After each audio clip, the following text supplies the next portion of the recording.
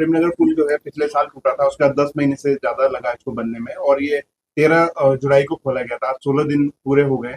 इसकी अप्रोच फिर से ढह गई है, रास्ता दोबारा टूट गया है। सर लगातार इस पे लोग सवाल कर रहे हैं कि भाई इतने कम समय में 16 करोड़ से बनाया गया था, क्या कुछ इसके?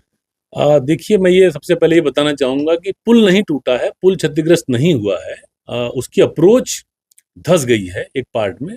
दूसरा जो स्ट्रक्चर जो हम लोगों ने अभी बनाया, जो रिसेंटली हमने चालू किया था, उसमें किसी में भी कोई इश्यू नहीं आया है अभी तक जो हम लोग देख पा रहे हैं उसमें।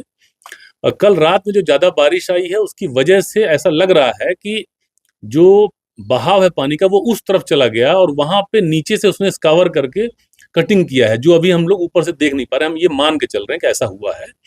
उसकी वजह से पूरा वो जो अंदर उसके मिट्टी और बाकी सारे मटेरियल डाला गया था, आरबीएम था, वो निकल गया उसमें से। इस वजह से वो धंस गया।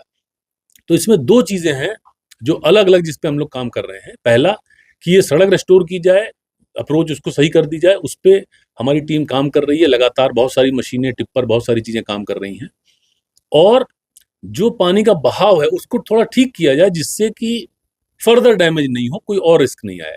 इसके लिए मैंने सिंचाई विभाग की टीम भी वहाँ बुला दी थी और मैंने कहा था कि क्योंकि उनको ज़्यादा आइडिया रहता है, उनके पास ज़्यादा एक्सपीरियंस होता है बहाव रोकने का, चैनलाइजेशन का, तो उनकी भी हेल्प लेके उसके बाद वो डिसाइड किया जाए कि कैसे करना है। आज हमको ये सारी चीज़ें करनी है, ये हो रहा है। अब दूसरा एंगल ये है कि कौन इसके लिए ज़िम्मेदार है, क्यों हुआ ये चीज़ें, इस पे मैंने सुबह ही जो हमारे मुख्य अभियंता हैं देहरादून के, उनको ये टास्क दिया था कि वो स्वयं साइट पे जाएँ और एक प्रारंभिक जाँच रिपोर्ट मुझे दें कि इसका कारण क्या लग रहा है, क्या हो सकता है और कौन इसका ज़िम्मेदार है।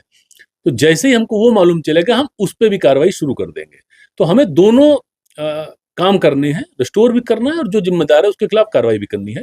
तो कार्रवाई भी की जाएगी सही समय आने पे, और जैसे ही हमको ये मालूम चलता है कि क्या कारण है और कौन ज़िम्मेदार है, निश्चित रूप से गंभीरता के साथ और सख्त से सख्त कार्रवाई भी की जाएगी। सर प्राइमरी फेस ये कितना नुकसान अभी तक मानसून में जो है वो सड़कों को हुआ?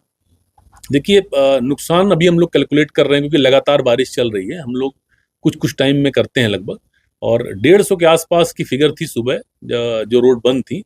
और जैसे मैंने पहले भी बताया है कि जो भी सड़क हमारी बंद हो रही है, हमारा प्रयास रहता है कि मैक्सिमम 24 घंटे के अंदर खुले।